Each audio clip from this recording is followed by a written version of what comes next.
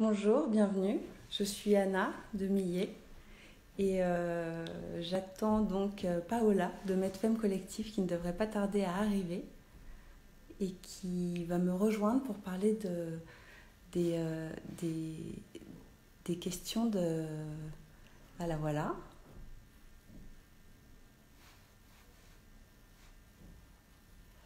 Attendez, il faut juste que je l'ajoute. Donc il y a Paola, est-ce que tu es là? Voilà. Ah, Bonjour, c'est bon. Salut, ça va? ça va et toi? Très bien, très bien. Enchantée, merci d'être là avec nous pour donc évoquer la question des mots des femmes, de mettre Avec des grand mots sur plaisir. les mots. Et avant tout, je te propose que nous nous présentions. Ouais, On va commencer par toi. ok. Ben, je m'appelle Paola. J'ai créé du coup Medfem Collective avec mon conjoint qui m'accompagne dans l'aventure il y a maintenant 10 mois. On travaille tous les deux dans l'innovation et c'est par cet œil-là qu'on s'était intéressé aussi au sujet de la santé des femmes et sous cet œil-là aussi qu'on le traite. Voilà. D'accord. Et la vocation de Medfem. La vocation de Medfem, c'est de parler du sexisme dans le milieu médical et d'essayer de changer ça, ou en tout cas d'apporter une parole différente, surtout sur tous les sujets de santé féminine, parce que on s'était rendu compte qu'il y avait énormément d'inégalités de traitement, qu'il y avait aussi de l'inégalité dans les études cliniques, dans la façon de prescrire les médicaments, dans les façons de parler des pathologies. Donc, toutes ces inégalités nous ont donné envie de parler du sujet et de proposer des alternatives, donc soit avec des outils qu'on essaye d'imaginer, soit en donnant accès à de l'information. Donc voilà, c'est un petit peu ça qui a été fondateur dans Medfem, c'est d'informer, de donner des armes aussi aux patientes pour pouvoir aborder le milieu médical et leurs consultations d'une manière différente. Et puis, pourquoi pas développer des nouvelles solutions à terme, au fur et à mesure qu'on découvre des sujets, découvrir des solutions aussi qui puissent changer la donne pour les femmes qui ont des problèmes. Voilà, c'est un peu. Tu parles de la problématique d'informer et je rebondis là-dessus parce que c'est aussi comme ça que Millet est né. Parce que Millet, donc, c'est une entreprise qu'on a créée, donc Caroline et moi, Caroline, mon associée. En fait, pour le coup, nous, on approche la quarantaine et on s'est rendu compte qu'autour de nous, des amis se faisaient surprendre par des mots MAUX auxquels elles n'étaient absolument pas préparées. Et elles se retrouvaient avec des problématiques pour les citer, de sécheresse intime, d'affinement des cheveux, d'équilibre émotionnel, etc. Et que toutes ces choses-là, on ne savait pas trop comment les gérer. Et en investiguant un peu, on s'est rendu compte qu'effectivement, il y avait tout un pan de la santé féminine sur lequel c'était compliqué d'être accompagnée parce que ça ne relevait pas de la pure pathologie, par exemple. Et en même temps, il n'y avait pas de... On parle beaucoup pour les femmes de plus de 40 ans de beauté, d'anti-âge, etc. Mais il n'y a pas... Quand tu t'adresses à des problématiques plus intimes, il y a peu de choses qui existent et il y a peu de discours autour de ça, outre le discours extrêmement médical. Oui. Ouais, c'est des sujets qu'on n'adresse pas parce qu'ils sont tabous et du coup, vu qu'on les adresse pas et qu'on n'en parle pas, ils restent tabous et surtout, ça ne donne pas l'occasion de faire émerger des solutions si on se rend pas compte que ces problèmes sont partagés. Et du coup, c'est pour ça aussi qu'il faut en parler. C'était aussi un des points dans Medfem, c'était parler des sujets dont les autres parlaient pas pour pouvoir faire se rendre compte aussi que ces problèmes sont partagés par plein d'autres gens et qu'en fait, il y a des choses à créer et qui sont nécessaires, quoi. Et déjà, être capable de les identifier, non? Il y a déjà une Ouais, problématique de la femme elle-même. ouais.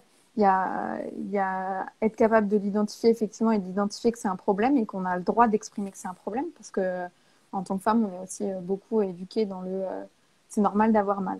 C'est normal d'avoir mal aux premières règles, c'est normal d'avoir mal au premier rapport, c'est normal d'avoir mal lorsqu'on accouche, c'est normal d'avoir mal. Enfin, il y a plein de moments dans la vie d'une femme où c'est normal d'avoir mal. Et du coup, ça crée cette espèce de truc dès qu'on sent quelque chose, on va essayer de l'oublier. On va se dire c'est normal. Spontanément, on l'a intériorisé. Donc Ouais, déjà, quand on a un problème, on va se dire, c'est normal, c'est pas grave, ça va passer. Et c'est un peu tous les petits problèmes, tous ces petits mots dont tu parles. C'est ça, j'ai souvent mal à la tête, bon, c'est normal, ça va passer. J'ai souvent mal quand j'ai des rapports sexuels, c'est normal, je suis une femme, c'est normal, c'est compliqué. ouais. Et c'est ça, donc effectivement, identifier que c'est un problème et, et se dire légitimement, j'ai le droit à une solution. Et Mm. ça, c'est pareil, c'est une autre étape. Une fois que j'ai reconnu qu'effectivement, déjà, ce que j'avais n'était pas normal, avoir le courage d'aller voir un médecin, d'en parler, et se dire, j'ai le droit à une solution, et j'ai le droit à une solution, et le niveau encore au-dessus, c'est j'ai le droit à une solution à la hauteur de ce que j'attends en termes d'exigence, de naturalité, de respect de mes autres choix de consommation aussi, enfin, parce il y a plusieurs étapes aussi dans les solutions qu'on peut trouver. Ouais, mais déjà l'identification, moi j'étais assez étonnée par des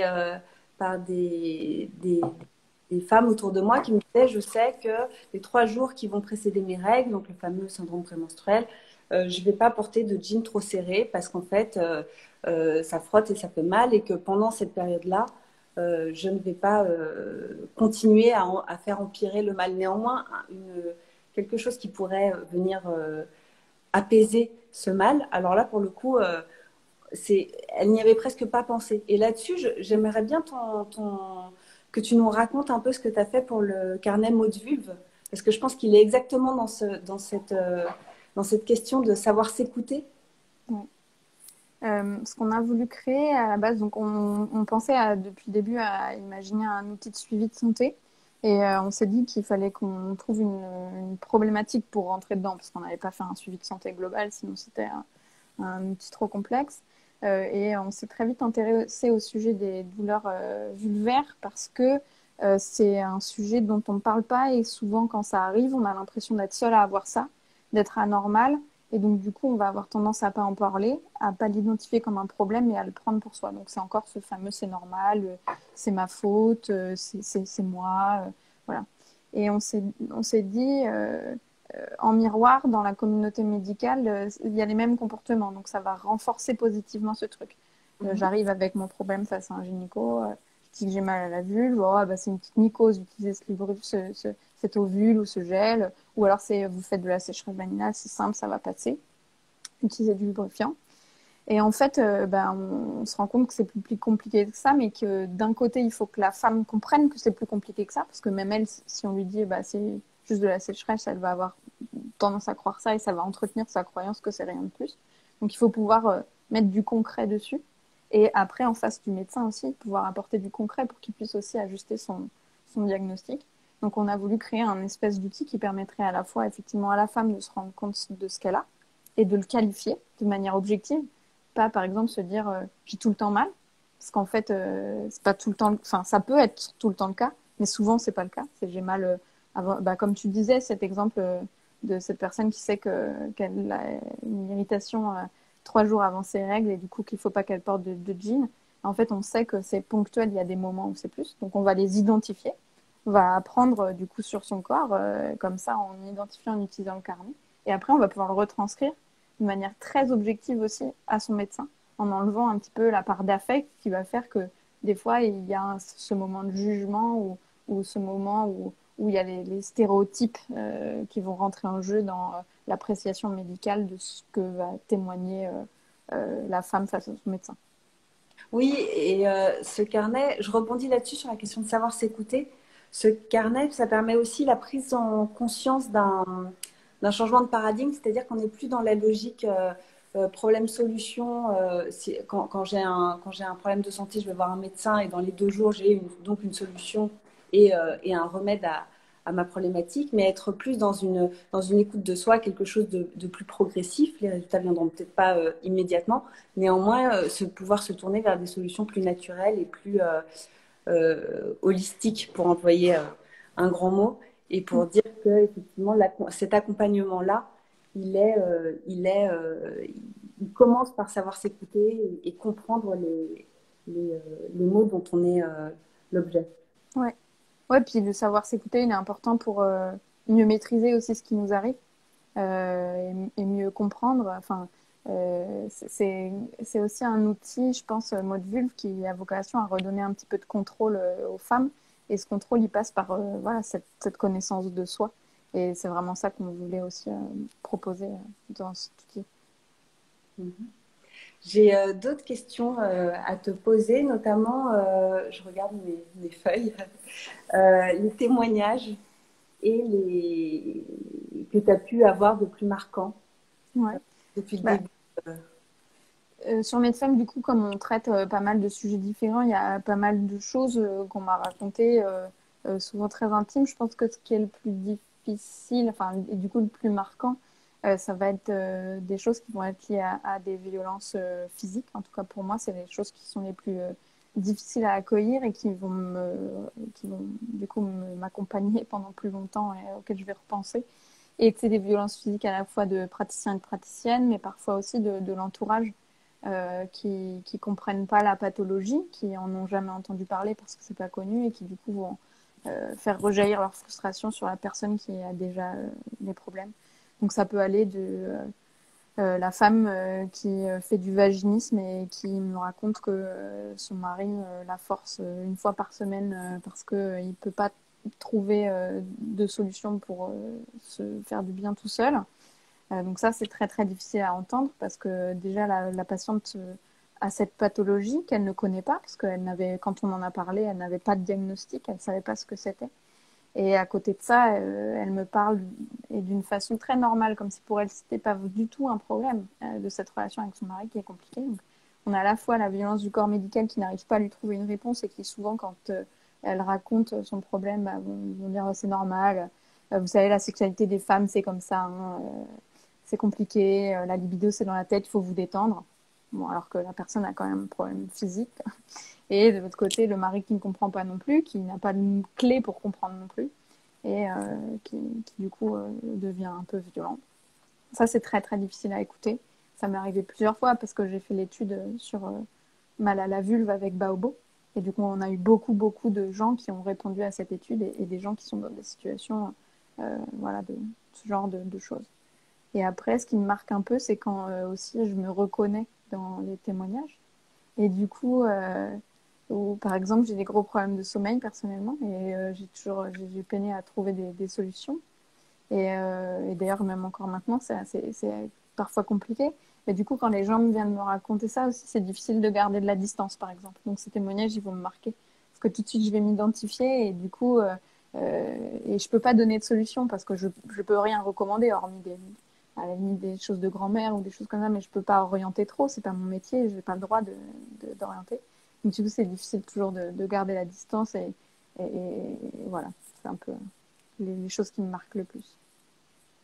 Vous avez eu des témoignages, vous, avec Millet? bah, les témoignages effectivement, notamment sur les questions de préménopause enfin, de préménopause des femmes qui arrivent autour de la quarantaine et qui commencent à avoir des petits mots, pensant encore une fois que c'est normal, ça se rejoint beaucoup, hein, pensant encore une fois que c'est normal et,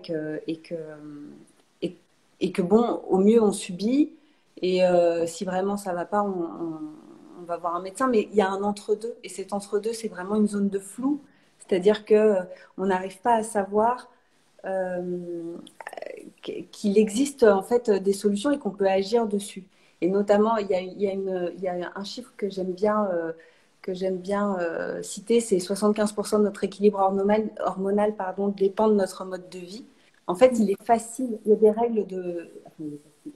On peut s'adapter et créer des règles qui sont de l'ordre de l'alimentation, de l'exercice physique, euh, et de phytothérapie qui peuvent tout à fait venir aider et accompagner les femmes face à ces sujets sur lesquels elles sont parfois un peu démunies. Mm. Oui, parce que c'est pas soit tout médical, soit pas de solution, effectivement. Il y a plein de choses. Et c'est des sujets sur lesquels on parle moins parce que quand on va voir son médecin, il va pas te dire mange mieux ou change ton alimentation dans ce sens-là. Et c'est ça qui est dommage aussi, c'est que dans la médecine, il y a souvent cette vision symptôme-médicament, enfin, en miroir. là où en fait il y a des choses qui peuvent se réguler, ou en tout cas, alors pas se réguler peut-être complètement, mais qu'on peut améliorer en tout cas en effectivement, comme tu dis, changeant son alimentation, en faisant évoluer un petit peu son mode de vie, sans se priver de tout et sans avoir une vie de moine. Mais il y a plein de choses, effectivement. Moi-même, je suis dans ce process-là. Pour mes problèmes de sommeil, je change mon alimentation Et et ça, c'est c'était un... assez. Pardon, je t'ai interrompu. Non, c'est assez intéressant. Sur la question des experts, parce qu'on a beaucoup, on s'est vraiment intéressé aussi bien, on a demandé des avis à des gynécos, à des endocrinos, à des phytothérapeutes, à des micronutritionnistes et mieux à des médecins qui avaient été formés aux solutions naturelles en plus de leur exercice traditionnel de la médecine. Et on voit que ça se dessine quand même, la tendance commence à se dessiner sur l'entre-deux entre le petit mal qu'on va, enfin, je dis petit, mais le mal qu'on va subir lié à par exemple à un déséquilibre hormonal et le médicament.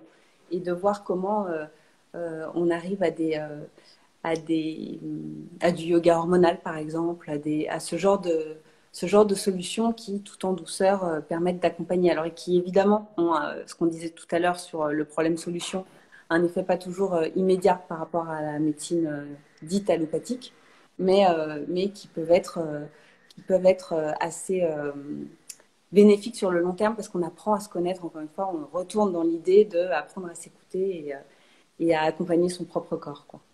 Et toi, vous avez créé une sorte d'annuaire de médecins qui serait à l'écoute. Est-ce que tu peux nous en dire plus là-dessus, Ouais. Bah, sur cette initiative? une des raisons de créer MedFem, c'était effectivement aussi de pouvoir essayer de répertorier des praticiens et des praticiennes qui soient bienveillants et qui soient dans l'accueil du coup de la plainte ou de la demande de solution de femmes sans, avec le minimum de jugement. Donc on a voulu essayer de créer un. Ah, on t'entend plus. Paola? On a perdu Paola.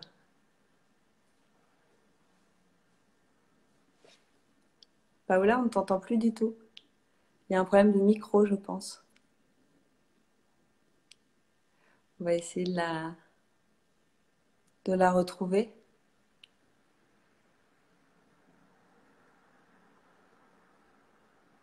Bon, bah ça marche plus.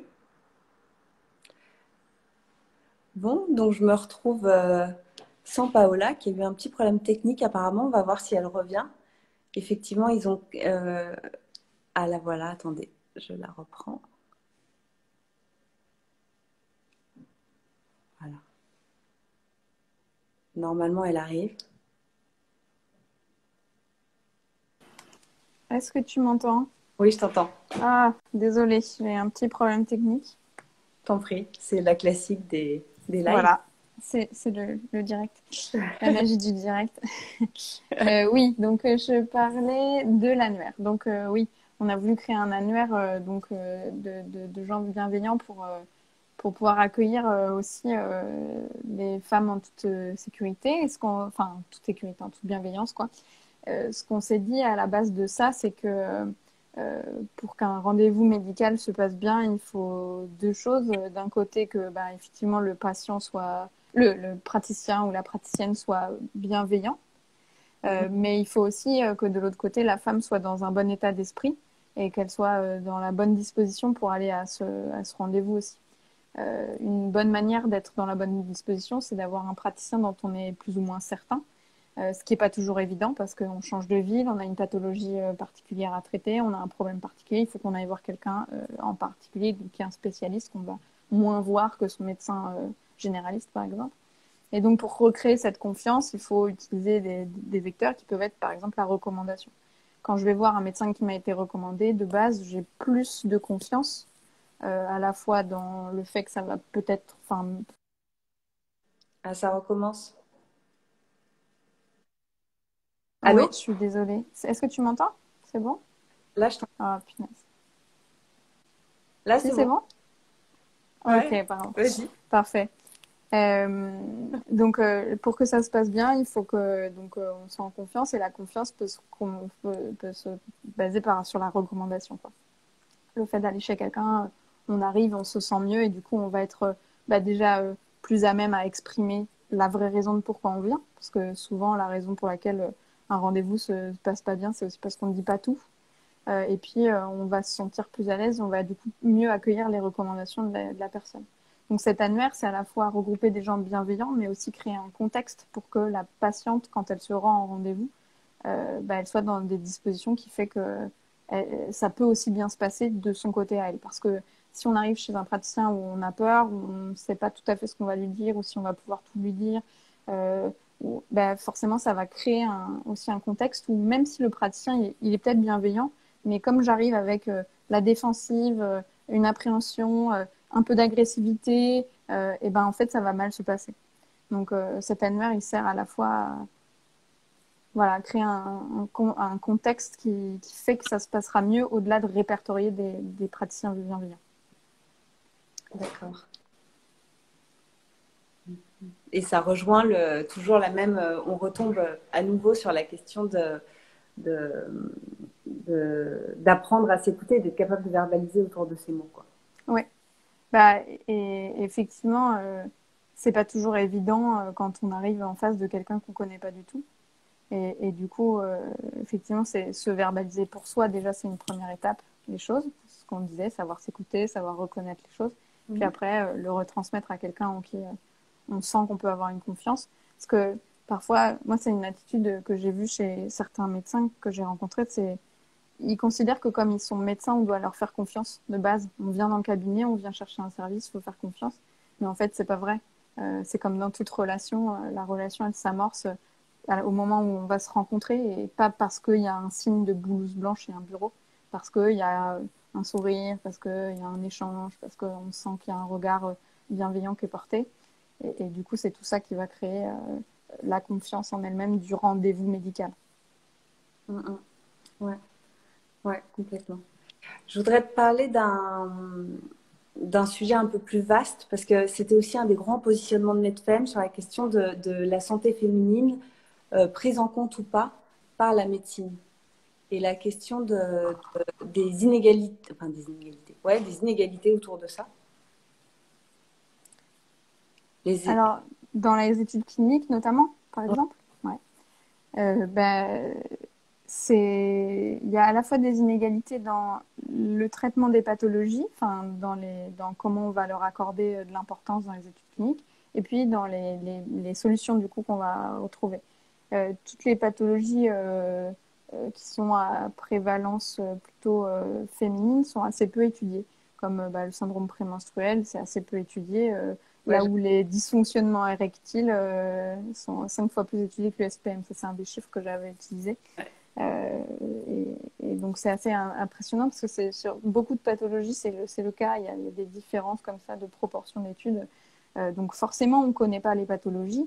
Donc, on ne peut pas développer des solutions si on ne les connaît pas. Et donc, du coup, ça crée un premier gap dans les traitements, un premier écart. Et puis après, une fois qu'on a commencé à développer des solutions, on les teste pas forcément de la même manière sur les différents publics. Et effectivement, rien qu'à l'état d'études sur les animaux, on se rend compte que c'est plus des mâles que des femelles dans les études cliniques, même au stade animal. Il y a une propension de je crois que c'est 80-20 sur les premières études où c'est des mâles versus des femelles. Parce qu'on considère que le cycle féminin étant instable par nature, fluctuant, on ne peut pas avoir de résultats fiables sur une durée de traitement. Donc c'est un des arguments qui a été souvent utilisé pour exclure les femmes de la recherche médicale. Ce qui ouais. du coup est quand même assez effrayant parce qu'en fait ce cycle c'est quand même le truc que toutes les femmes ont en commun. Alors pas forcément dans les mêmes proportions, pas avec les mêmes dosages hormonaux, pas avec la même longueur, pas les mêmes influences, mais c'est quand même un truc cyclique. Enfin, ça revient tout le temps et c'est quelque chose qui est constitutif de la femme. Et on considère que ça, c'est excluant sur les médicaments. Je trouve que c'est quand même. Pour moi, c'est alarmant. Mais... Moi, j'avais entendu une autre hypothèse sur cette question-là de l'absence des femmes dans les études cliniques. C'était aussi l'idée que tester un médicament sur une femme qui est en âge de procréer Ouais. pouvait être un danger au cas où elle aurait été enceinte. C'est un des deuxièmes arguments, effectivement, notamment aux États-Unis, c'est ce qui avait été mis dans la loi, à partir du moment où une femme était en âge de procréer, elle pouvait avoir une chance de tomber enceinte pendant le test ou même avant et commencer le test sans le savoir. Et c'est pour ça qu'on avait exclu. Ce qui est aussi assez... Enfin, ça révèle aussi un autre problème des études cliniques qui est le fait que la plupart des médicaments ne sont jamais testés sur les femmes enceintes. Ouais. Et du coup, ça crée d'autres problèmes parce que en fait, les femmes prennent énormément de médicaments pendant qu'elles sont enceintes et ils n'ont jamais été testés en fait sur leur impact, enfin par rapport à leur impact sur justement ce moment hormonal de la femme qui est quand même particulier, y compris l'interaction avec le bébé. Voilà, il y a beaucoup, ce qui a conduit à plein de scandales, notamment de médicaments. Voilà. Ouais. Mais en tout cas, la question de l'identification des mots et le fait que, outre la question du traitement approprié ou pas en médecine, on a déjà une problématique d'être capable de dire, de faire le lien. Par exemple, on discutait avec un psy qui nous disait qu'il était toujours étonné de voir que les femmes ne faisaient pas le lien entre des moments des coups de mou, des passages à vide dans leur période du cycle, qui étaient liés certainement au cycle en lui-même, et que il y avait une problématique d'identification du fait que c'était pas forcément la déprime. Il y avait aussi, j'avais entendu, enfin, il y avait une gynéco qui nous racontait que souvent les femmes en période de préménopause venaient suite à une consultation chez un psychiatre, pensant qu'elles faisaient une dépression, elles allaient voir un psy. Et derrière, le psy recoupait un peu tout ça et disait non, c'est plus un gynécologue qu'il va falloir aller voir. Ou les questions des mots, par exemple des sécheresses vaginales, qu'on va laisser sans rien dire jusqu'au jour où en fait la problématique sera très avancée et donc insupportable. Et donc on ira consulter peut-être trop tard. Enfin, toutes ces choses-là, la perte de cheveux aussi est un sujet, c'est-à-dire que on identifie mal les raisons de la perte de cheveux, les traitements ne sont pas forcément appropriés, on part de l'idée que c'est par exemple un problème nutritionnel alors que c'est purement hormonal, etc., etc. Et tout ce travail-là reste à défricher en fait. Ouais. Bah, il n'y a pas les études qui sont faites pour bien connaître tout ça. Nous, c'est un peu à ça aussi là-dessus qu'on creuse quand on parle de douleurs vulvaires, par exemple. Ouais. Il y a très peu d'études sur le sujet, il y a très peu de solutions qui sont proposées, qui sont testées, et notamment les premières études, enfin, j'ai parlé avec une chercheuse au Canada qui disait que la plupart des traitements médicaux qui sont utilisés ont un taux d'efficacité presque égal à un placebo. Donc en fait, ça prouve l'inefficacité de ces solutions, enfin, ça prouve la potentielle inefficacité de ces solutions, donc le besoin d'en développer d'autres, sauf que comme on n'étudie toujours pas les pathologies, ben, on n'a pas d'autres propositions à faire. C'est comme quand tu dis des problèmes de cheveux, la sécheresse vaginale, c'est le même sujet. Il faut creuser pour pouvoir avoir quelque chose à proposer qui soit plus efficace. Ouais, d'où la vocation notamment de Millet, quoi. Ouais. On lancera nos produits en janvier et on espère que ça viendra répondre à une demande qui jusque-là est souvent laissée en suspens entre le trait médical et le naturel. Et il y a un truc qui est assez intéressant aussi dans les solutions qui sont plus naturelles, c'est le temps long et le retour à comprendre que s'occuper de son corps, c'est pas. Enfin, tu disais tout à l'heure, il y a un effet immédiat du médicament et on s'est habitué à régler nos problèmes avec des médicaments qui agissent tout de suite.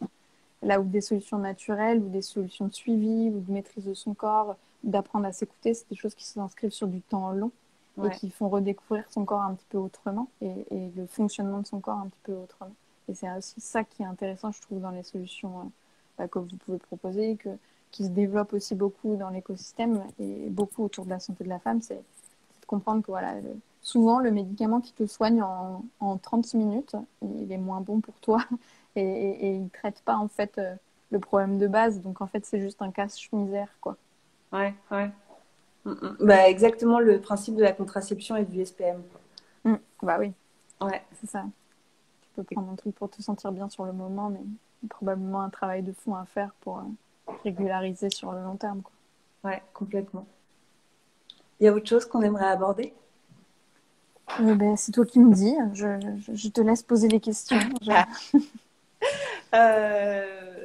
Non, mais j'ai envie de te poser la question, le prochain développement, le prochain chantier de Medfem, qu'est-ce que tu peux nous dire? Ouais, donc on va continuer à faire un petit peu grossir Medfem comme ça se construit depuis 10 mois en essayant d'apporter toujours un petit peu de contenu. Notre gros chantier, ça reste mot de vulve. En fait, maintenant qu'on a commencé à identifier ce sujet, à voir qu'il y avait beaucoup de personnes qui avaient l'air d'être intéressées par une autre solution sur ce sujet des douleurs vulvaires, bah, on veut aller un petit peu plus loin. Et donc, on commence à développer un projet digital autour de ça. Donc, c'est comment on va essayer de mettre le carnet en application, pour faire simple, et de pouvoir créer un service qui pourra permettre d'agréger beaucoup, beaucoup de données sur les douleurs vulvaires, qui pourront constituer du coup un premier pool d'études et qui pourront permettre encore mieux aux femmes d'apprendre à se connaître. Voilà, c'est notre prochain gros projet, hormis juste suivre un petit peu Medfem qu'on continue à tisser au fur et à mesure. Voilà.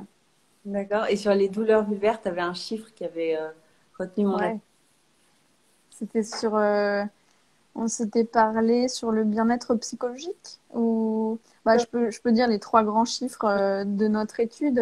Donc, on va bientôt sortir les chiffres en détail, mais déjà, quasiment 100% des personnes qui ont répondu à notre étude, c'est-à-dire quasiment 2000 personnes, ont déjà eu au moins une gêne ou une douleur vulvaire une fois dans leur vie. Donc, en fait, ça concerne toutes les femmes. On a aussi 91% des personnes qui nous ont dit que quand c'était provoqué par une relation sexuelle, c'était à 91% la pénétration. Donc la sexualité phallocentrée n'aide pas les femmes à se sentir bien dans leur culotte, quoi. Et ce qui nous a aussi beaucoup étonné, enfin on s'y attendait, mais qui nous a aussi frappé, c'est l'impact psychologique que les douleurs vulvaires ont sur les femmes. C'est 71% des femmes qui ont déclaré être affectées, se sentir moins bien psychologiquement et notamment beaucoup ressentir de la culpabilité. Et ça, se sentir coupable pour quelque chose qu'on ne contrôle pas directement, une maladie, on ne la contrôle pas quand elle nous arrive, c'est quelque chose qui est un petit peu, enfin, qui est toujours déroutant. Voilà, en tant que femme, quand on a une douleur sexuelle, on se sent coupable. Je trouve que ça interroge beaucoup aussi sur le modèle dans lequel on vit et qu'est-ce que ça veut dire être libéré sexuellement aussi, parce que c'est aussi en lien avec ça, cette pathologie. Ouais, on va travailler là-dessus alors. Oui, oui, il faut. Ouais, rendez-vous bientôt. Ouais. Merci beaucoup, Paola.